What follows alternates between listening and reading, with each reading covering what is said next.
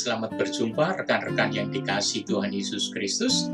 Ini adalah rekaman saya yang kedua berkenaan dengan dasar iman Kristen, berkenaan dengan keselamatan yang ditawarkan oleh Tuhan Yesus Kristus. Kali ini pokok yang ingin saya sampaikan kepada rekan-rekan sekalian, saudara-saudara sekalian, adalah keselamatan di dalam Tuhan Yesus Kristus itu seperti apa? Keselamatan dalam Tuhan Yesus Kristus itu sepasti apa? Dan bagaimana kita bisa mendapatkannya? Hari ini kita akan bersama-sama mencoba untuk melihat bersama-sama, belajar dari bagian-bagian firman Allah. Itu sebabnya, marilah kita berdoa sebelum kita mulai dengan seluruh pembicaraan ini. Tuhan Yesus, kami menyerahkan semua pembelajaran kami pada hari ini ke dalam tangan-Mu. Tuhan berkenan untuk menolong kami, membuka pikiran dan hati kami. Dan kami serahkan semuanya bagi kemuliaan Tuhan. Dan tuntunan roh Tuhan selalu kami harapkan. Amin. Saudara sekalian yang dikasihi Tuhan Yesus Kristus, keselamatan di dalam Tuhan Yesus Kristus memang sudah sering kita bicarakan, mungkin kita sudah mendengarnya begitu lama. Namun mari kita perhatikan baik-baik, mari kita renungkan bersama pada bagian ini. Sebagai warga gereja, kalau Anda meninggal pada hari ini, apakah Anda punya kepastian di dalam diri Anda bahwa Anda pasti diterima Tuhan di surga?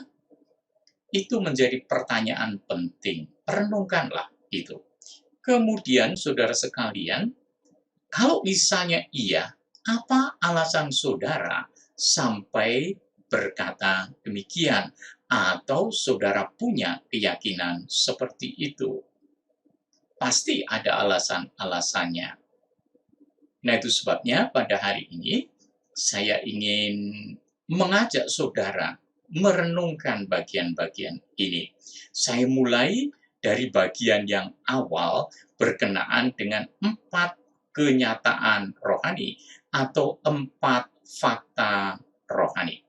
Yang pertama adalah bahwa kita ini telah berbuat dosa. Kita jujur di hadapan Tuhan bahwa kita adalah orang-orang berdosa.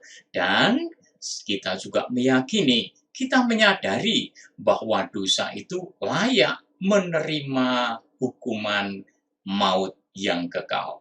Roma pasal 3, Roma pasal 6, Yesaya pasal 59, semuanya memberikan penjelasan yang demikian. Roma pasal 3 ayat 23, karena semua orang telah berbuat dosa dan telah kehilangan kemuliaan Allah. Menunjukkan bahwa tidak ada satupun yang lepas dari dosa. Semua manusia, termasuk kita sebagai manusia, juga telah berbuat dosa. Dan sebagai hukumannya, memang kita telah terpisah dari Allah dan kehilangan kemuliaan Allah. Yesaya pasal 99 ayat yang kedua memberitahu kita, tetapi yang merupakan pemisah antara kamu dan Allahmu ialah segala kejahatanmu atau segala dosamu, dan yang membuat dia menyembunyikan diri terhadap kamu sehingga tidak mendengar ialah segala dosamu. Jadi kejahatan-kejahatan kita, dosa-dosa kita benar-benar telah memisahkan kita dari Tuhan Allah yang menjadi pencipta kita sekalian. Kemudian mari kita lihat pasal yang ke-6 kitab Roma ayat yang ke-23. Karena upah dosa adalah maut. Jadi boleh dikatakan hati yang gelap, dosa yang telah menguasai hati kita, menguasai pikiran kita, sehingga tindakan-tindakan kita semua menghasilkan perbuatan-perbuatan dosa. Jadi bukan kita berbuat dosa lalu menjadi orang berdosa. Kelihatannya tidak. Justru karena kita sebagai orang berdosa membuahkan perbuatan-perbuatan, tindakan-tindakan dosa. Dan semuanya ini akan berakhir pada maut atau pada kematian. Tetapi kata Roma pasal 6 ayat 23 bahwa karunia Allah adalah hidup yang kekal di dalam Tuhan Yesus Kristus. Jadi saudara sekalian, dari catatan ini memberitahu kita gambar yang sederhana ini. Hanya karena kasih karunia, hanya karena kebaikan Tuhan sajalah kita mendapat keselamatan itu. Jadi bukan karena perbuatan kita, karena nyatanya perbuatan kita semata-mata adalah dipenuhi dengan dosa. Karena sumbernya dari hati kehidupan yang berdosa. Hanya melalui Tuhan Yesus Kristus. Karena kematiannya di atas kayu salib, kebangkitannya dari orang mati yang telah membuat kita memiliki jaminan keselamatan yang pasti di dalam Dia. 4 fakta rohani yang kedua adalah bahwa usaha manusia itu adalah sia-sia. Jadi kita mengaku juga, aku tidak sanggup melepaskan diri dari hukuman maut itu. Efesus pasal yang kedua, Roma pasal yang ketiga, Yohanes pasal yang ke-14 memberitahu. Mari kita lihat bagian pertama ini. Sebab karena kasih karunia kamu diselamatkan oleh iman. Itu bukan hasil usahamu, tetapi pemberian Allah. Itu bukan hasil pekerjaanmu. Jangan ada orang yang memegahkan diri. Jadi, saudara sekalian, kalau kita menerima keselamatan itu karena kasih karunia, karena rahmat Tuhan untuk kita. Melalui apa? Melalui iman.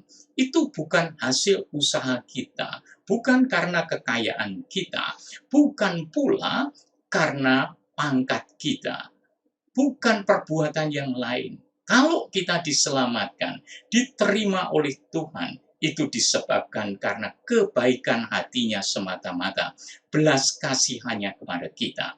Dan itu telah dinyatakan melalui Tuhan Yesus Kristus. Dan itu diterima melalui iman kita. Sebab tidak seorang pun yang dapat dibenarkan di hadapan Allah oleh karena melakukan hukum Taurat atau perbuatan-perbuatan yang bersifat jasmania atau perbuatan-perbuatan kita atau karena tindakan-tindakan baik kita. Tidak. Karena tidak ada seorang pun yang dapat dibenarkan di hadapan Allah oleh karena melakukan hukum Taurat. Karena justru oleh hukum Taurat orang mengenal dosa. Kata Yesus kepadanya, ini dari kitab Yohanes pasal 14 ayat yang ke-6. Akulah jalan dan kebenaran dan hidup. Tidak ada seorang pun yang datang kepada Bapa kalau tidak melalui aku. Jadi jelas, inilah faktanya yang kita hadapi. Kita tidak bisa melakukan apa-apa untuk menebus diri kita.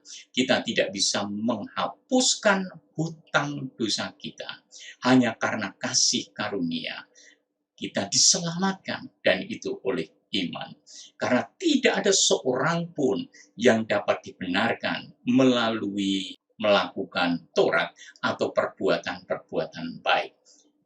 Hanya melalui Tuhan Yesus Kristus. Karena dikatakan, tidak ada seorang pun yang dapat datang kepada Bapa kalau tidak melalui aku.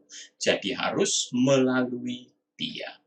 Kemudian fakta yang ketiga yang kita lihat adalah Yesus Kristus, Tuhan Yesus adalah jalan.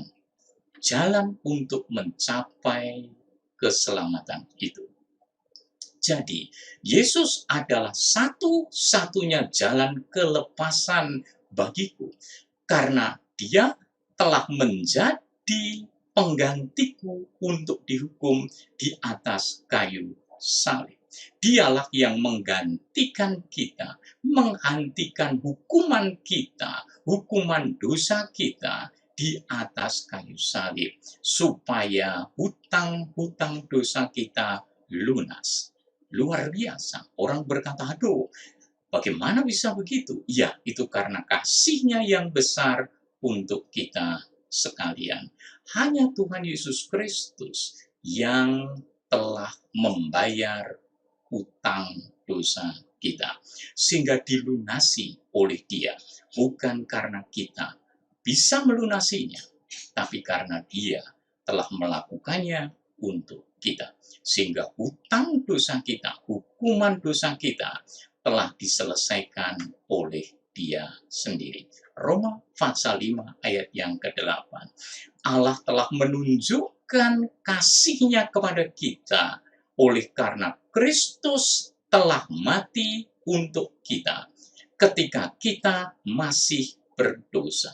Jadi, Tuhan Yesus mati untuk kita bukan pada waktu kita sudah saleh, bukan pada waktu kita sudah baik, bukan pada waktu kita sudah berbuat luar biasa. Tidak, tetapi justru pada waktu kita masih berdosa, Tuhan Yesus berkenan untuk menggantikan kita. Karena begitu besar kasih-Nya kepada kita. Dia katakan, tetapi Allah menunjukkan kasih-Nya kepada kita. Dan inilah kasih yang luar biasa. Menunjukkan kasih-Nya kepada kita. Karena Kristus telah mati untuk kita. Justru pada waktu kita masih berdosa. Ia sendiri, Tuhan Yesus Kristus sendiri, telah memikul dosa kita di dalam tubuh-Nya di kayu salib, supaya kita yang telah mati terhadap dosa, karena ada di dalam Dia, hidup untuk kebenaran. Oleh bilur-bilurnya, kamu telah sembuh. Luar biasa, saudara sekalian, bahwa Tuhan Yesus Kristus sendirian, tidak ada yang lain yang bersama-sama dengan Dia untuk menebus kita, untuk menghapus dosa-dosa kita. 1 Petrus 2:24 jelas sekali karya Tuhan Yesus Kristus di sana. Ia sendiri telah memikul dosa kita di dalam tubuh-Nya di kayu salib. Nah, itu luar biasa. Itu adalah kasih karunia yang luar biasa. Dan itu adalah kasih Allah yang dinyatakan kepada dunia ini. Rekan-rekan sekalian yang dikasihi Tuhan, inilah fakta yang ketiga. Kenyataan yang ketiga, bahwa Kristus telah mati karena dosa-dosa kita. Fakta yang keempat, ini kenyataan yang keempat yang harus dilalui, yaitu apakah kita mau beriman percaya kepadanya. Apakah kita mau menerima Dia menjadi juru selamat kita pribadi, menerima Dia menjadi Tuhan yang mengatur hidup kita, karena Dialah yang telah menebus kita dan membersihkan kita dari segala dosa, sehingga kita harus hidup untuk kebenaran dan untuk memperoleh keselamatan yang telah Tuhan Yesus sediakan. Maka saya, saudara dan saya harus menerimanya secara pribadi.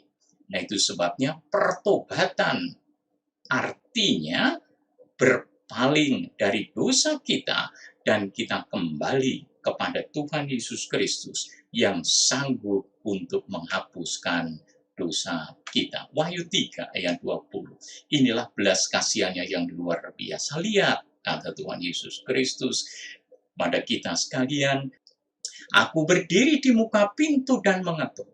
Jikalau ada orang yang mendengar suaraku, mendengar Tuhan Yesus Kristus, dan membukakan pintu, aku akan masuk mendapatkannya dan aku makan bersama dengan dia, dan ia bersama-sama dengan aku.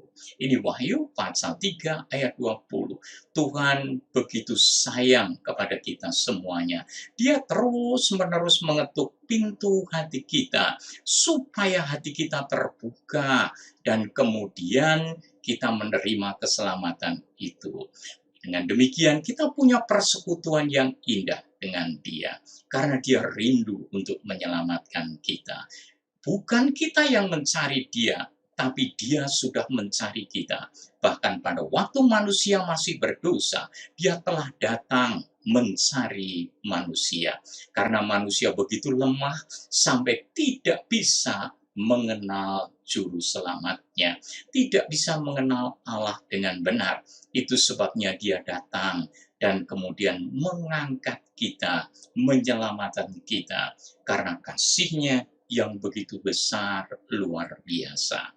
Yohanes pasal 1 ayat 12 sampai dengan 13 memberitahu kita, sesudah Tuhan Yesus mengetuk pintu, kalau kita membukakan pintu, dikatakan, tetapi semua orang yang menerimanya, menerima di dalam hatinya, diberinya kuasa, diberinya kekuatan, supaya menjadi anak-anak Allah, yaitu mereka yang percaya dalam namanya. Kuncinya adalah percaya dalam namanya. Siapa mereka?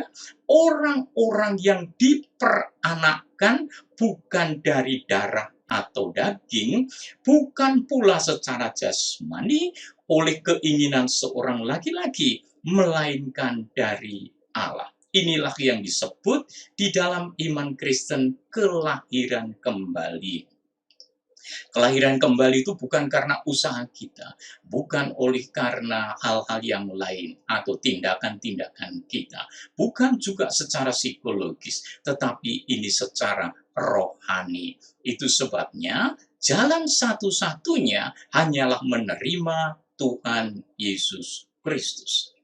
Sabdanya, semua orang yang menerimanya, menerima Tuhan Yesus Kristus, diberinya kuasa, kekuatan, supaya menjadi anak-anak Allah. Artinya terus bertumbuh, dan menyatakan diri sebagai orang-orang yang telah ditebus, hidup di dalam kesucian, hidup di dalam kekudusan. Kekuatan itu datangnya dari Dia, karena kita percaya kepadanya. Siapa mereka itu? Mereka adalah orang-orang yang diperanakkan, artinya dilahirkan bukan secara jasmania, yaitu secara darah dan daging, bukan pula secara jasmania oleh keinginan seorang laki-laki, melainkan dari Allah. Jadi kelahiran baru itu adalah kelahiran dari Allah. Kelahiran kembali, ada yang mengatakan kelahiran yang kedua.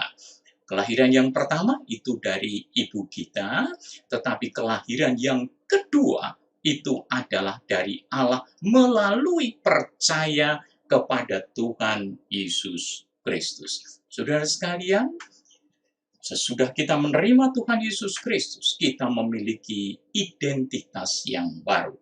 Apakah yang terjadi sesudah saudara dan saya menerima Tuhan Yesus Kristus? Yohanes 1 ayat 12 dan 13. Semua orang yang menerimanya diberi kuasa supaya menjadi anak-anak Allah. Jadi menunjukkan bahwa kita dilahirkan kembali. Bagaimana dengan saudara? Bagaimana dengan saya? Sudahkah saudara dan saya yakin bahwa saudara dan saya adalah anak Allah? Renungkanlah dan marilah kita menghadap Tuhan. Bagi saudara yang belum pernah menerima Tuhan Yesus Kristus di dalam hati saudara, mari berdoa bersama dengan saya. Biarlah saudara berdoa di dalam hati, dan kemudian biarlah Tuhan yang mendengarkan kita akan mengabulkan permohonan kita. Mari. Tuhan Yesus, saya datang kepadamu, membuka hati saya, karena saya mengakui bahwa saya adalah orang berdosa. Saya tidak bisa menyelamatkan diri saya. Itu sebabnya Tuhan, saya datang kepada Tuhan Yesus Kristus. Hari ini Tuhan, saya membuka hati saya. Masuklah di dalam hati saya dan bersihkanlah hati saya. Tinggallah di dalam hati saya untuk selama-lamanya dan aturlah hidup saya dari hari ke hari. Tuhan, tolonglah saya supaya saya pun dapat hidup dalam kesucian sebagaimana kehendak-Mu. Terima kasih Tuhan Yesus. Terima kasih untuk semuanya ini. Nama Tuhan dimuliakan. Amin. Kalau saudara benar-benar berdoa seperti itu dengan sungguh hati, dan jangan lupa Tuhan selalu memenuhi janjinya. Jaminan-jaminan tadi semuanya diberikan kepada kita, dan kita pun mempunyai kepastian bahwa kapanpun Tuhan memanggil kita, kita bersama-sama dengan Tuhan Yesus Kristus. Terima kasih. Tuhan memberkati kita sekalian.